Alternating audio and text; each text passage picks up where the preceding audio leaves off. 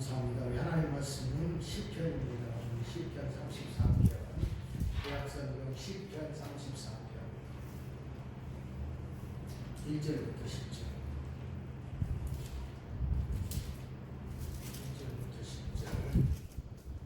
시편 34편 1절부터 10절입니다.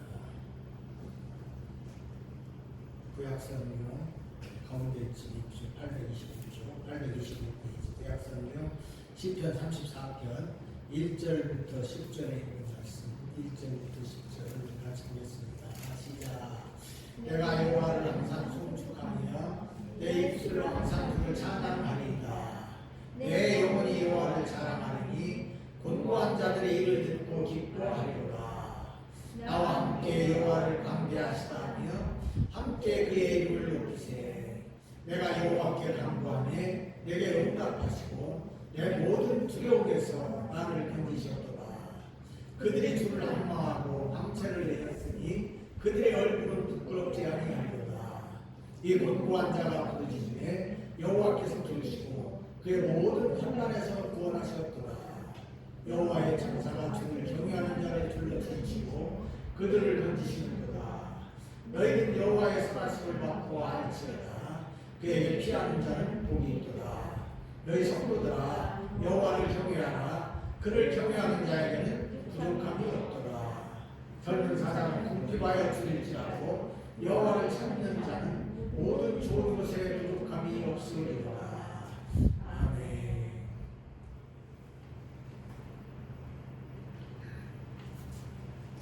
그리스도인은 예수님을 믿고 구원받은 사람이 그리스도인이죠.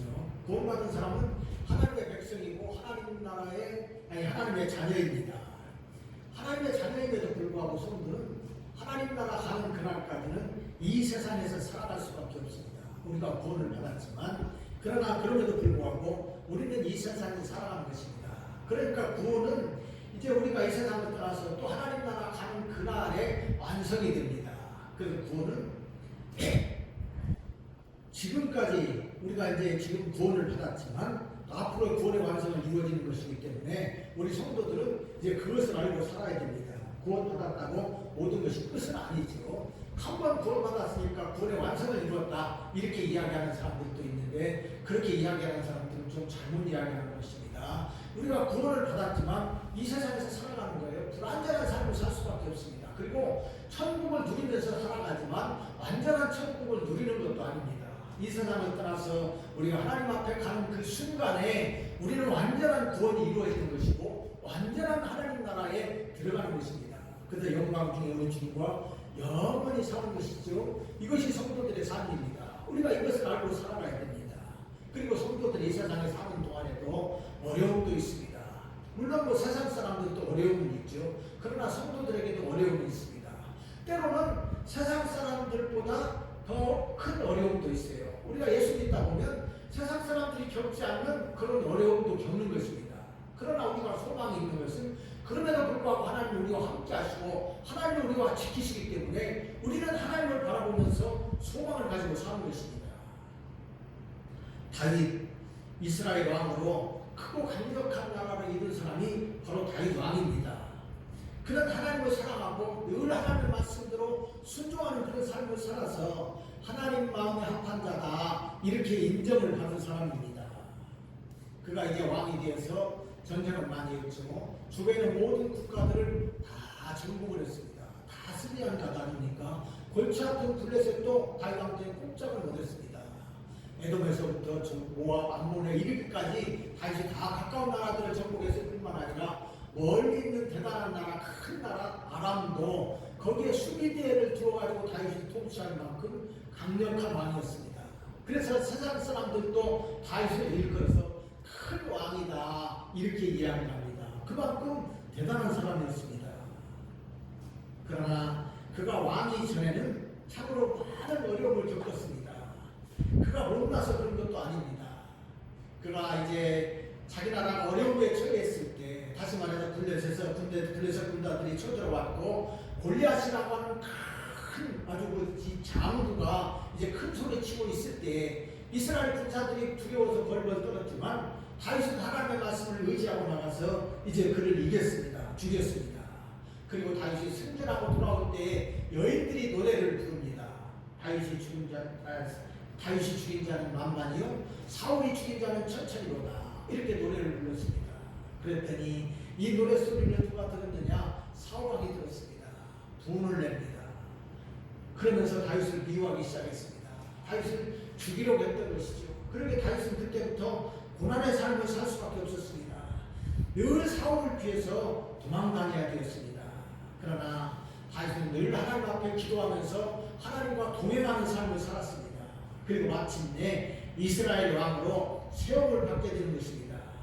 이것이 오늘날 성도들의 삶이기 때문에 하나님께서는 다윗 왕의 일들을 성경에 기록해서 오늘 우리들에게 알려주시는 것입니다. 오늘 우리가 읽은 본문 시편 34편은 다윗 왕이 지은 그런 시입니다.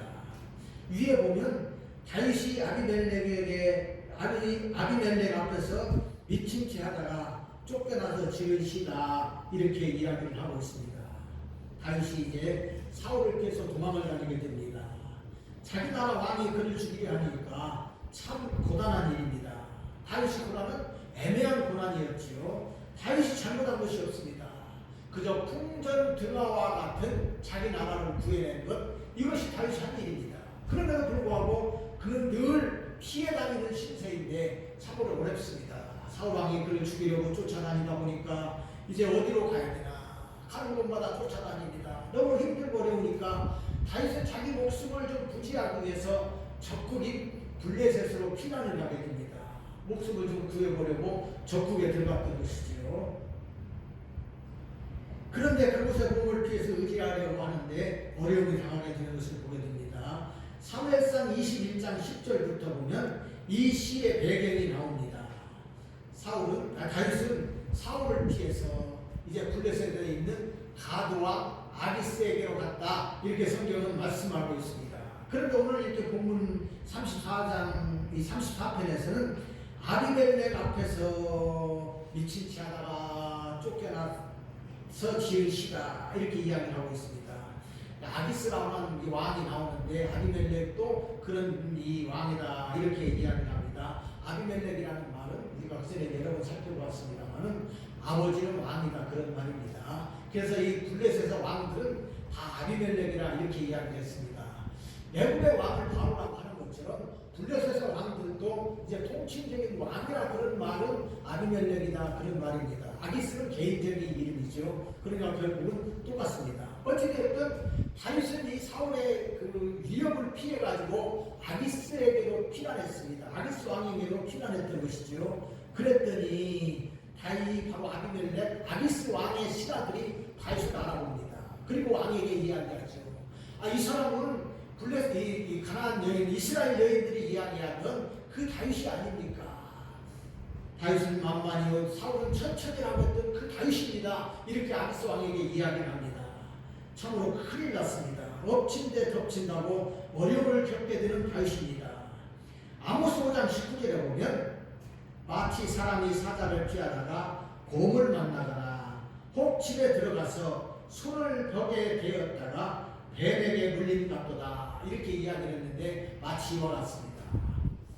어려움을 피해서 이제 다른 곳에 다시 말해서 적진에 적군 나라에 들어갔는데 거기서 더 큰 어려움을 겪게 된 것입니다.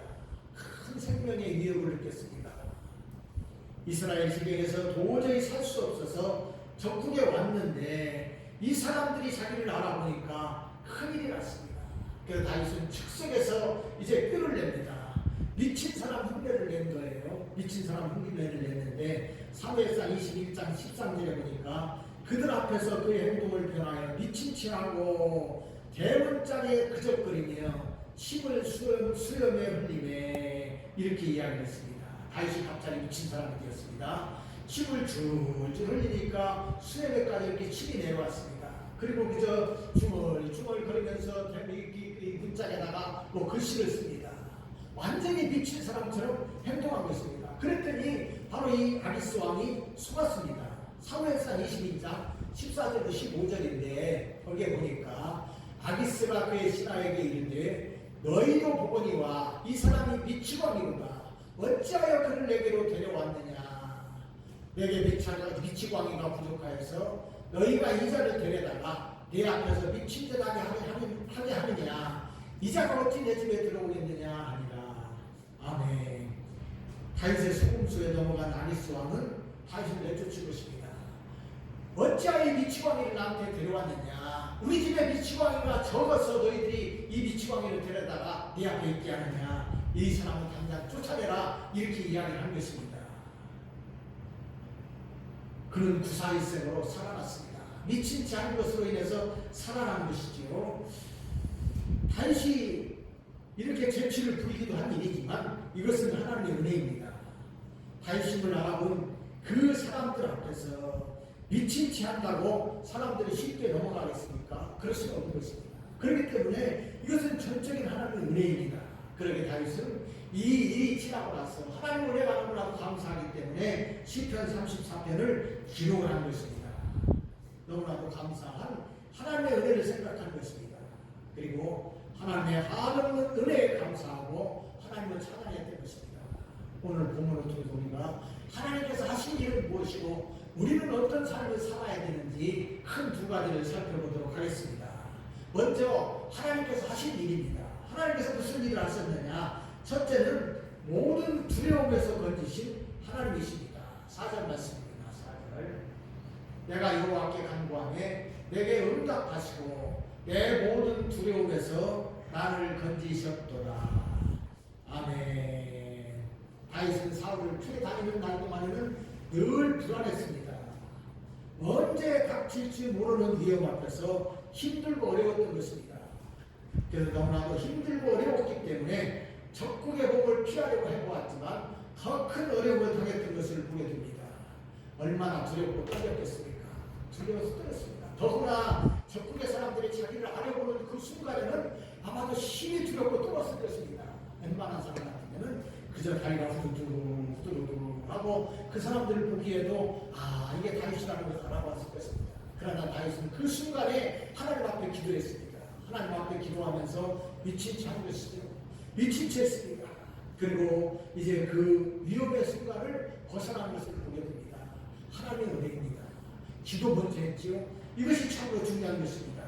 죽음의 자리에서 구원받은 은혜입니다.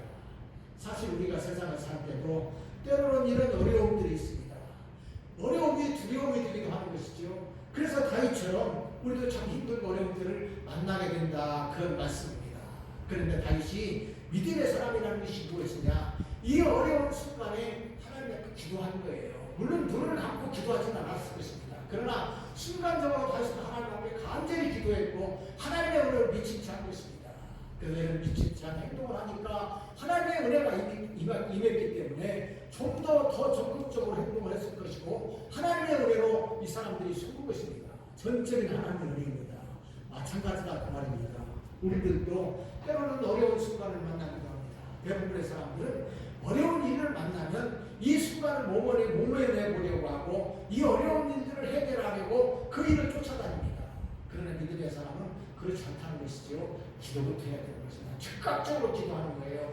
위험의 순간에서도 그것을 피하려고 도망가기 전에 기도하고 그 다음에 도망가는 것입니다. 이것이 믿음의 사람들의 일입니다. 그러면 하나님께서 배후에서 역수하시는 것입니다. 그러므로 우리들도 두렵고 떨리는 일을 앞에 두고도 낙심하거나 좌절하지 말고 하나님을 의지하면서 기도하시기를 바랍니다. 기도하면서 일을 처리하고 기도하면서 일을 감당하시기 바랍니다. 하나님의 도우시는 손길과 건지시는 손길을 보게 될 줄로 믿습니다. 우리 주님은 우리와 함께 하십니다. 바울도 죄수의 몸으로 배를 타고 이제 로마로 끌려가게 됩니다. 바다에서 큰 풍랑을 만나지요. 유라굴로라고 하는 큰 풍랑을 만났을 때 바울은 하나님 앞에 기도했습니다. 간절히 하나님 앞에 기도할 때에 비록 배는 다 파손이 되었지만 그와 배에 탄 모든 사람들이 건짐을 받았던 역사가 있었던 것을 우리가 보게 됩니다. 하나님께서 하신 일입니다. 그런데 우리도 이런 믿음이 있어야 됩니다. 믿음의 사람은 두려움에서 자유를 얻게 되는데 하나님께서 함께 하시기 때문에 이런 은혜 속에 살게 되는 것입니다. 그러므로 기도함으로 담대한 삶을 살아가시기 바랍니다. 둘째로 모든 환난에서 구원하시는 하나님이십니다. 6절로 7절 말씀입니다. 6절로 7절.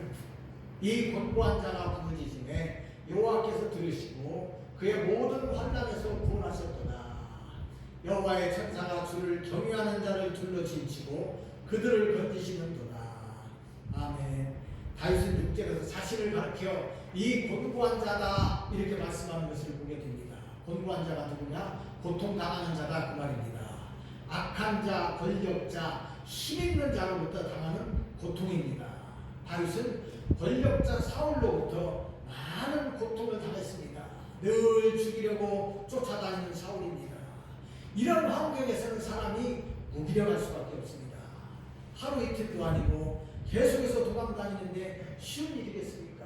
1년, 2년도 아니고 10년 넘도록 이렇게 늘 도망자 신세입니다.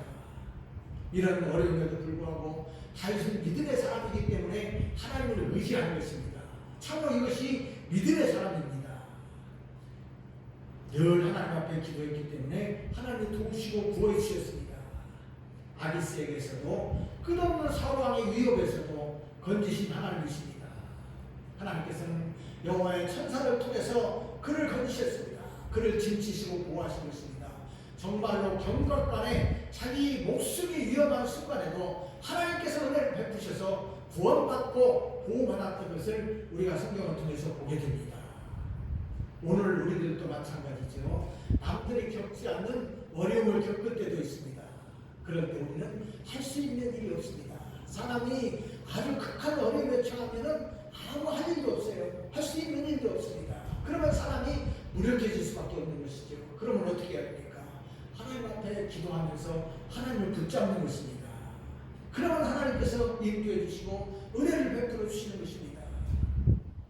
어떤 때는 사망의 음침한 골짜기 같은 날도 있습니다. 그러나 그 길은 사망의 길이 아닙니다.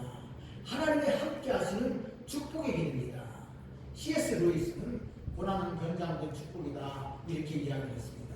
하나님께서 우리에게 고난을 주시는 것은 무엇이냐? 하나님께서 우리와 함께 하시고 우리에게 은혜를 베풀어 주시기 위해서 고난을 주시는 것입니다.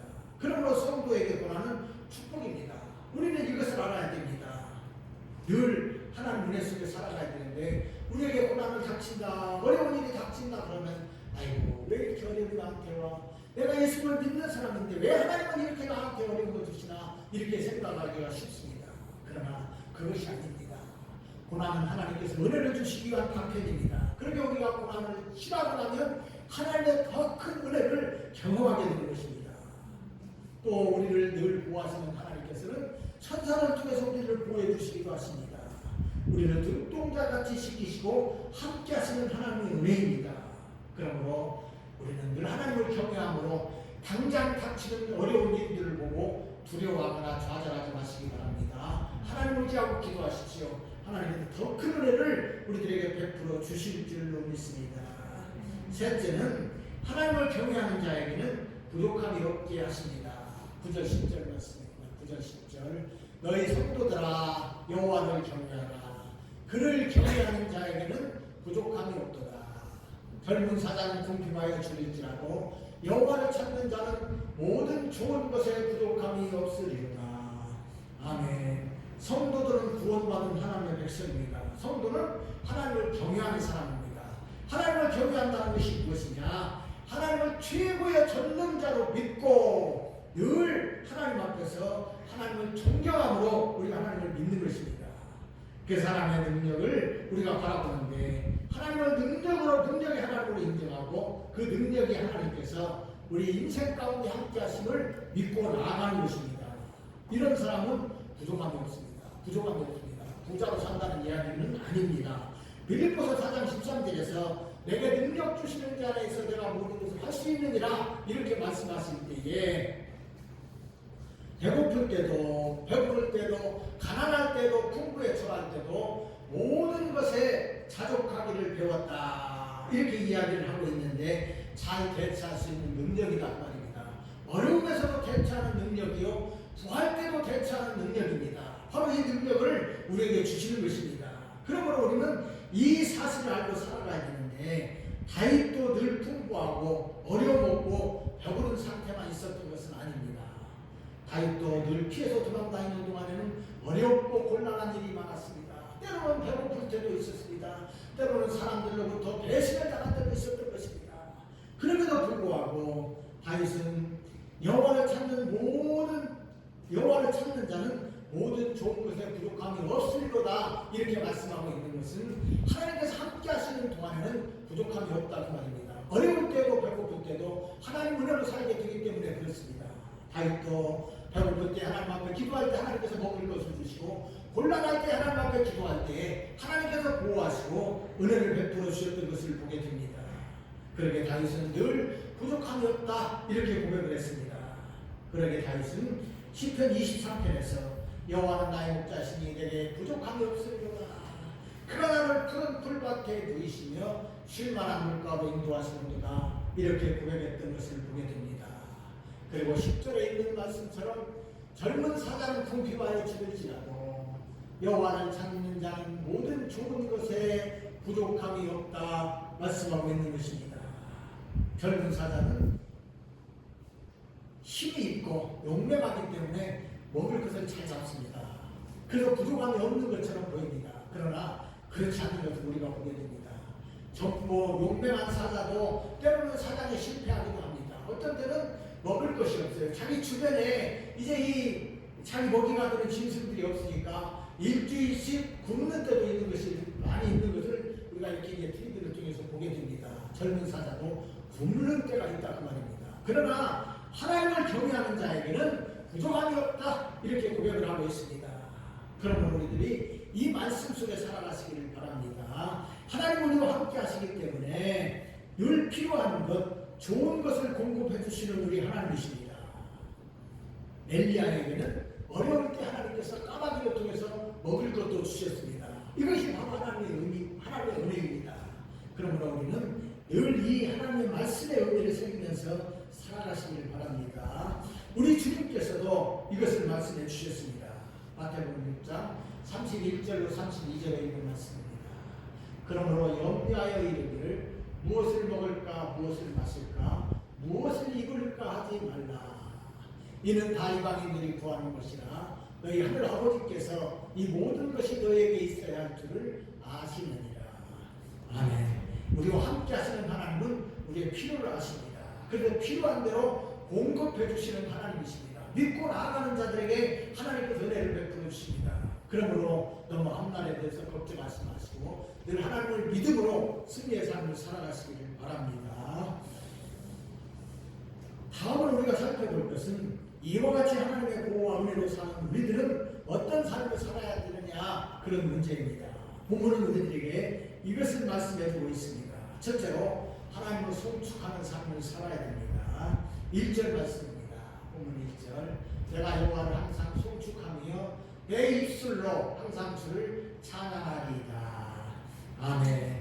우리는 하나님의 은혜 가운데 사는 사람입니다. 다윗도 늘 하나님의 은혜 가운데 살았습니다. 그러게 다윗은 자기를 구해주시는 하나님의 은혜를 생각하면서 늘 찬송하면서 하나님을 송축한다 이렇게 말씀하고 있는 것입니다. 여기서 송축한다는 의미가 무엇이냐? 무릎 꿇고 하나님을 찬송한다, 무릎 꿇고 하나님을 경배한다 그런 의미입니다. 찬송을 불러도 온 마음과 온 정성을 다해서 하나님 앞에 찬송했다 그런 말씀입니다. 다윗이 편안한 상태에서만 하나님을 찬송한 거 아닙니다. 늘 피해 다니는 어려움 속에서도 하나님을 찬송했던 다윗의 모습입니다.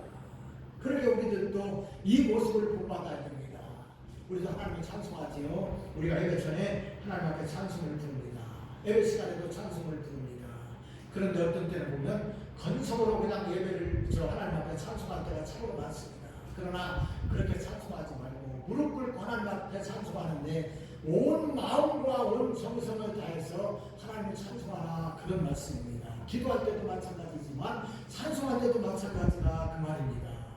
또 우리가 예배 시간에만 찬송하는 것이 아니라 우리 삶 가운데서 늘 하나님을 찬송하는 그런 삶을 살아야 됩니다. 쉬지 말고 기도하라 하나님 말씀하고 있는데 우리가 항상 하나님을 찬송해야 되는데 다윗도 그러기 때문에 내 입술로 항상 주를 찬양하리이다 이렇게 고백하는 것을 보게 됩니다. 항상 하나님을 찬송하는 것입니다. 어려울 때도 또 힘들고 고난한 그런 일들이 있을지라도 우리는 하나님을 찬송하는 것입니다. 기쁜 날에는 당연히 하나님을 찬송하는 것이지요. 이것이 성도들의 삶입니다. 그런 우리들도 늘 감사한 마음으로 늘 하나님 앞에 찬송하는 그런 삶을 사시기 바랍니다. 두 번째로 우리가 살필 것은 우리는 하나님을 자랑해야 됩니다. 2절 말씀 함께 보겠습니다. 2절 시작. 내 영혼이 여호와를 자랑하리니 곤고한 자들의 일을 듣고 기뻐하리로다. 아멘. 내 영혼이 여호와를 자랑한다. 내 온 마음으로 하나님을 자랑한다. 그런 말씀입니다. 다윗의 자랑거리가 무엇이냐? 그가 미친 채 하다가 빠져나온 것이 자랑거리일 수도 있죠. 그러나 한편 생각해보면 그것은 부끄러운 일입니다. 다윗이 늘 사울왕을 다니면서 피해 다니면서 이제 하나님의 은혜 속에 보호를 받았습니다. 그가 잘해서 그런 것이 아니라 하나님의 은혜다 그 말입니다. 다윗이 또 자랑거리를 생각해 본다면 골리앗을 이긴 것이 그에게 큰 자랑거리가 될 수가 있습니다. 그러나 그것도 다윗이 한 것이 아니고 하나님께서 하신 것입니다. 그러기에 다윗은 자기를 자랑하는 것이 아니라 여호와의 이름 여호와를 자랑한다 그렇게 이야기를 하고 있는 것입니다. 또한 다윗이 왕이 된 것도 그가 잘나고 그가 똑똑해서 된 것이 아닙니다. 전적인 하나님의 은혜였습니다. 다윗이 아버지의 양을 치고 있을 때 그가 사람들에게 인정받지 못하고 그냥 들에서 양을 치는 그런 상태에 있을 때 하나님께서 먼저 그를 알아보시고 그를 사랑하셔서 그 머리에 기름을 부어주셨습니다. 전적인 하나님의 은혜입니다.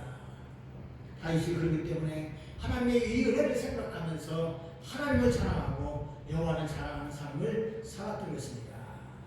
하나님께서 오늘 우리들도 불러주시고 우리들을 구원해 주셨습니다. 내가 잘나고 내가 잘해서가 아닙니다. 또한 내가 하나님을 잘 알아서 하나님을 찾은 것도 아닙니다. 전적인 하나님의 은혜입니다. 우리가 하나님을 알기도 전에 아니 우리가 이 세상에 태어나기도 전에 하나님께서 우리를 사랑하셔서 우리를 선택하시고 우리를 불러주셨습니다. 그래서 구원해 주신 것입니다. 우리를 구원하신 것은 전적인 예수 그리스도 십자가의 사랑입니다. 하나님의 아들 예수님께서 우리를 대신해서 죽으셔서 그 십자가의 사랑으로 우리를 구원하신 것입니다. 하나님의 은혜입니다. 전적인 하나님의 은혜입니다. 그러게 우리는 자신을 자랑하는 것이 아닙니다. 우리는 자랑할 것도 없습니다. 나타낼 것도 없습니다. 대단한 바울, 그는 주님의 복음을 들고서 아시아와 유럽까지 온 곳에 다니면서 복음을 전했습니다. 산을 넘고 강을 건너고 때로는 배를 타고 다니면서 하나님의 복음을 전했습니다. 얼마나 하나님의 복음을 열심히 전했는지 모릅니다. 뿐만 아니라 그가 복음을 전할 때 놀라운 역사가 일어났습니다. 빌립보에서 전도할 때는 귀신이 쫓겨나갔습니다.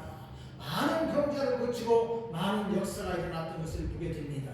얼마나 큰 능력이 나타났는지 사람들이 바울의 몸에서 손수건이나 앞치마를 가져다가 병든 사람에게 놓기만 해도 병든 자가 낫고 귀신이 쫓겨나갔다. 이렇게 사도행전 19장은 말씀을 하고 있습니다. 대단한 능력을 행했습니다. 가는 곳마다 놀라운 역사가 일어났던 것을 우리가 보게 됩니다. 이런 큰 능력을 행한 바울도 그 자신을 자랑하는 것이 아니라 예수님의 십자가만을 자랑했다. 이렇게 성경은 말씀하고 있습니다. 갈라디아서 6장 14절 말씀인데 우리 한번 같이 또 읽겠습니다. 시작. 그러나 내게는 우리 주 예수 그리스도의 십자가 외에 결코 자랑할 것이 없으니 그리스도로 말미암아 세상이 나를 위하여 십자가를 못 박히고 내가 또한 세상을 대하여 그러하니라. 아멘. 바울이 무엇을 자랑했느냐? 그러나 내게는 우리 주 예수 그리스도의 십자가 외에는 결코 자랑할 것이 없다. 이렇게 말씀했던 것을 보게 됩니다. 예수님의 십자가 외에는 결코 자랑할 것이 없다. 그 말입니다. 큰 능력으로 복음을 전하는 바울도 예수 그리스도의 십자가 외에는 결코 자랑할 것이 없다고 선언했던 것입니다. 다윗도 그가 왕이 되어서 대단한 사람이 되었음에도 불구하고 내가 여호와 하나님만을 자랑한다. 여호와를 자랑한다. 이렇게 고백을 했던 것을 보게 됩니다. 바울도 다윗도 예수님을 자랑하고 하나님을 자랑했다면 오늘 우리들은 어떻게 해야 되겠습니까? 우리들도 하나님을 자랑하고 예수님의 십자가를 자랑해야 된다는 것입니다. 예수 그리스도의 십자가 은혜로 내가 죄 용서받고 구원받아서 하나님의 자녀가 되었습니다. 이와 같이 십자가를 자랑하면 곤고한 자들의 일을 듣고 기뻐하는 것입니다. 우리가 자랑하는 복음을 통해서, 우리가 자랑하는 십자가를 통해서 곤고한 중에 믿지 않는 자들이 돌아와서 하나님을 믿고 이제 그들이 기쁨의 삶을 살게 된다는 말씀입니다. 죄로 인해서 고통받고 억눌려 있는 자들이 우리가 자랑하는 예수님을 통해서 하나님의 은혜 가운데 행복을 누리게 된다는 말씀입니다. 그러므로 우리가 무엇을 생각해야 됩니까? 우리를 위해서 십자가에 죽으신 예수님을 생각해야 됩니다. 예수 그리스도의 십자가가 세상을 구원하고 사람을 구원합니다. 그래서 천국 백성이 되게 하는 것입니다. 죄로 인한 인생의 두려움에서 건져내는 것이 무엇이냐? 바로 예수님의 십자가입니다. 그러므로 우리는 이 은혜를 생각하면서 예수님의 십자가만을 세상에 자랑하는 우리들이 되시기를 바랍니다. 이제 말씀을 맺도록 하겠습니다. 이와 같이 하나님을 자랑하고 예수 그리스도의 십자가를 자랑하는 사람은 광대하시고 위대하신 하나님의 이름을 세상에 높이는 사람입니다. 오늘 본문 3절로 4절입니다. 본문 3절로 4절. 나와 함께 여호와를 광대하시다 하며 그와 함께 그의 이름을 높이세.